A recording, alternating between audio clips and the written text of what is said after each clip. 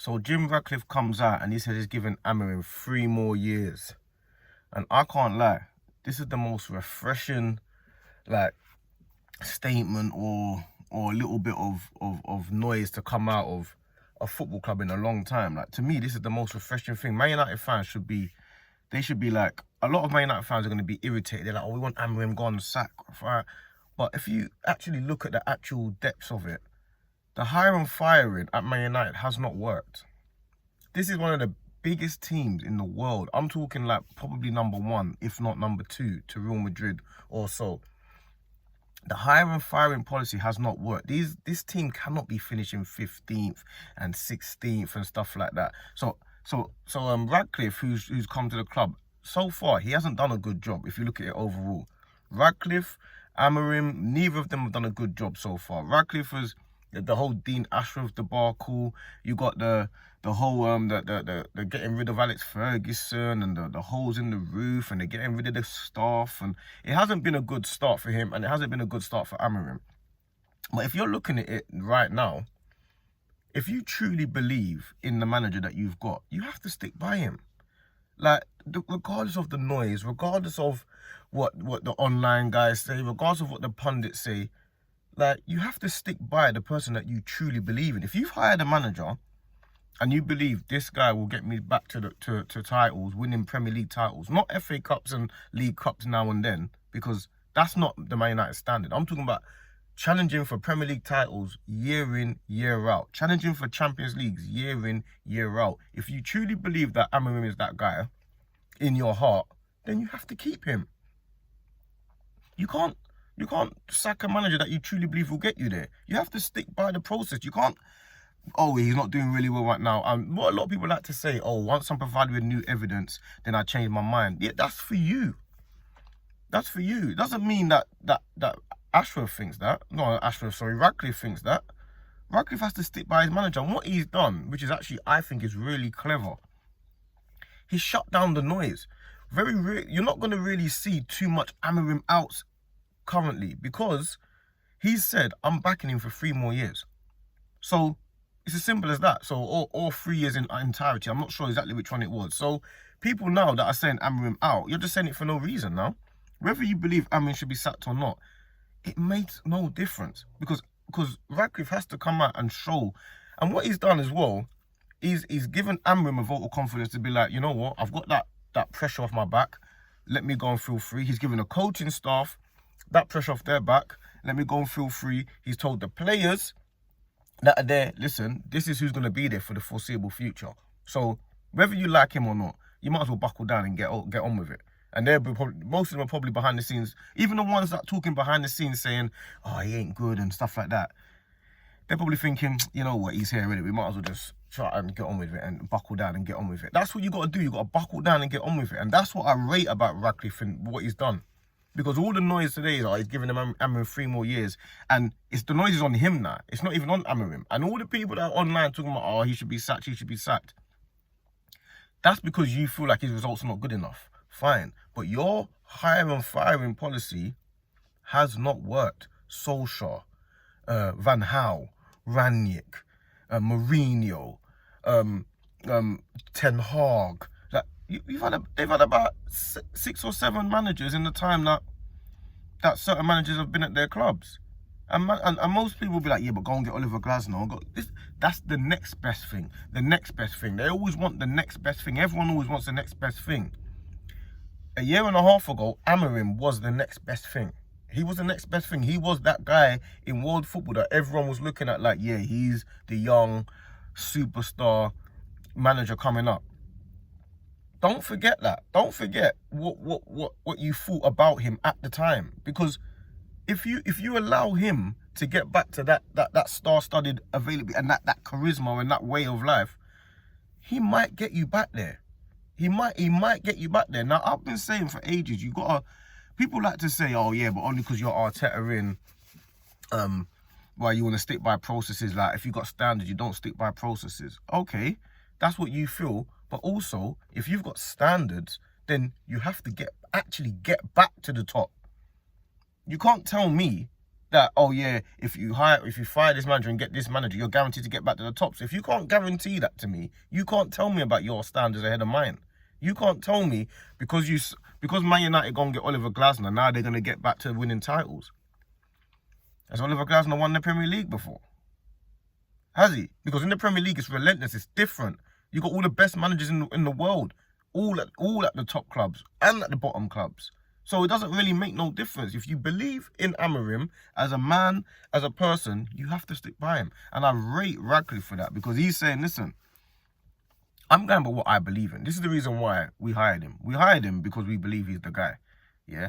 You're going to go through tribulations. You're going to go through problems. It happens. It's a football club. You're going to go through times.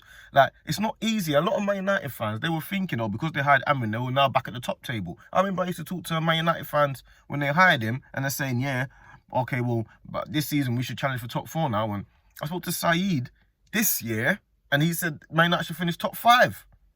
And I'm saying, because of what? What, because every other team's sitting still, you think? Why do you think you should be finishing top 5? All of a sudden. And then when you're talking to people, you're trying to work out, why do you feel like you should just be finishing top 5? And you realise it's not because they genuinely think they should be finishing top 5. It's because as far as they're concerned, they believe no matter what's going on, you should be top 5 no matter what. And it's not the real reality of what's actually happening. Because if you finish 15th, there's no way I think you're finishing top 5. I don't think Nottingham Forest, yeah, are title challengers. But if somebody that's a Nottingham Forest fan decides to say, yeah, we're title challengers, we've got standards. Okay, you might say it and it might sound good.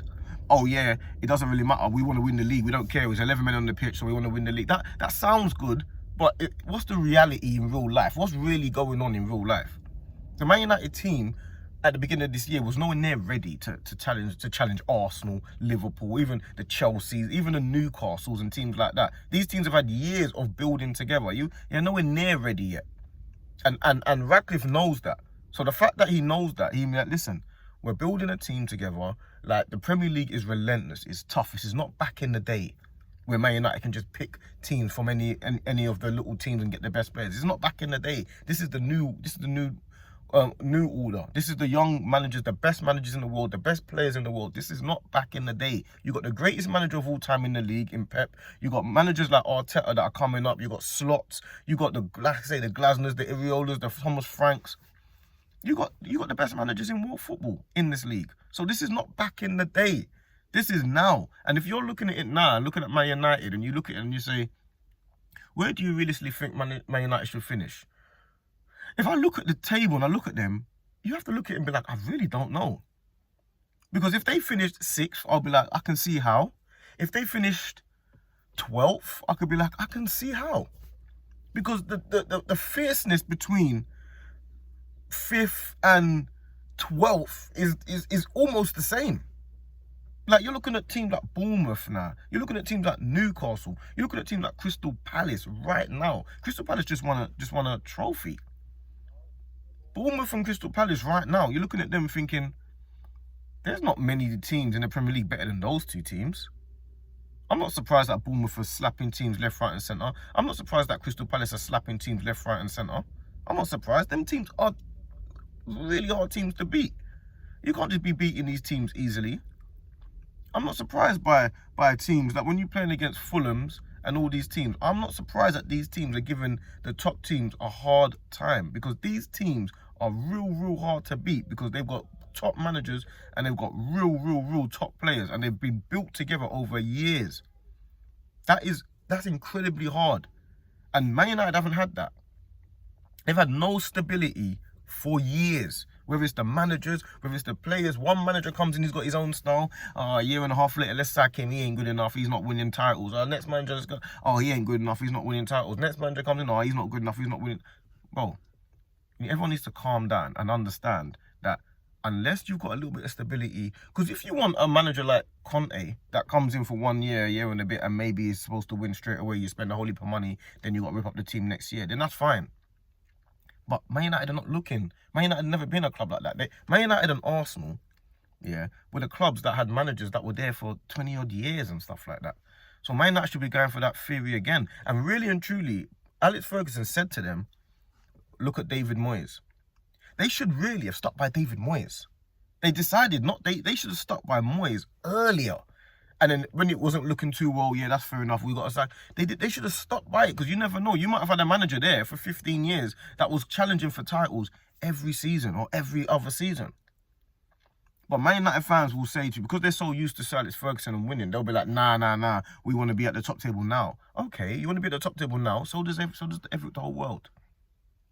So does the whole world. And people like to always talk about it like Real Madrid. They would never do this. Real Madrid are in Spain. There's only 2 teams that can win that league. They're not in the Premier League. If they were in the Premier League, they'd have to have the same theory as everyone else. They'd have to have the same theory, because they're not in it's the same as Celtic and Rangers. It's the same type of league. You can't do that in the Premier League. The Premier League's different. Everyone's got money over here. Everyone's good over here. You think you can go out there every week and rest players and, oh, let's focus on the Champions League and the Premier League? You rest players in the Premier League, your team will lose. Simple as that. No matter who you play. You play Leeds, you play Burnley, you play Sunderland. You start resting players, you're losing. So I rate Ratcliffe for what he done. I don't care. I rate it. I believe you need to stick by what you believe in. Like, if you believe something in your heart, truly in your heart, you stick by it. And then you be like, you don't care about the noise. You don't care about anything. And when it does inevitably go right, or you prove your point, you can say, this is the reason why, and this my point's proven. And most of the time, the people that are saying, oh, you should sack him, what they're going to do is say, oh yeah, no, fair enough, you was right. That's what they're going to say. So it doesn't make no difference. You can't even listen to the noise, because the noise is what's going to distract you from what your true beliefs are anyway. You got to stick to your beliefs, man. So I rate Ratcliffe for that. And I think Man United fans overall should get on board and be like, you know what, let's just back Amorim and see it. And if it doesn't work after a couple of years, if it doesn't work after that, then fine, you can have another conversation in a couple of years. But you can't expect a man that comes in midway through a season, getting his players, has to implement a brand new style, whatever, to be challenging for titles. What's he meant to do? He's basically just got here. The man's just got here and even done nothing. So yeah, man, it's been a bad start for him. But I rate what Ratcliffe's done, man. He's got to stick to his beliefs, innit? So that's my thoughts on it, man. Make sure you like and subscribe. You know what I'm saying, and all that good stuff. And yeah, man, that's my thoughts on it today about Man United and Ratcliffe. You know what I'm saying.